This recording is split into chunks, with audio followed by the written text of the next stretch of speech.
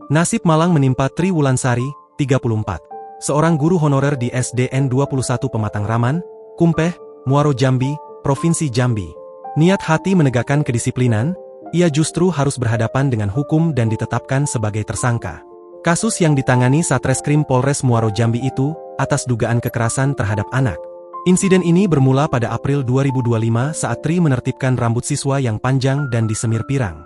Salah satu siswa menolak keras, melarikan diri, hingga diduga melontarkan makian kasar. Secara spontan, Tri menepuk mulut muridnya untuk menghentikan ucapan tersebut, sebuah tindakan yang ia niatkan sebagai teguran moral, namun berujung laporan polisi oleh orang tua siswa. Kasat Reskrim Polres Muaro Jambi, AKP Hanafi Dita Utama, mengonfirmasi status tersangka Tri.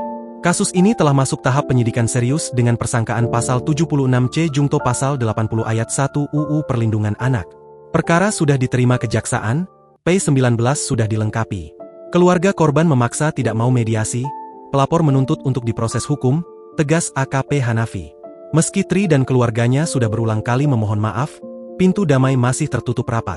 Upaya mediasi dari Dinas Pendidikan pun belum membuahkan hasil. Kini, pihak kepolisian dan kejaksaan bahkan telah mengirim surat resmi kepada Bupati Muaro Jambi, berharap intervensi pemerintah daerah mampu mencairkan kebuntuan ini.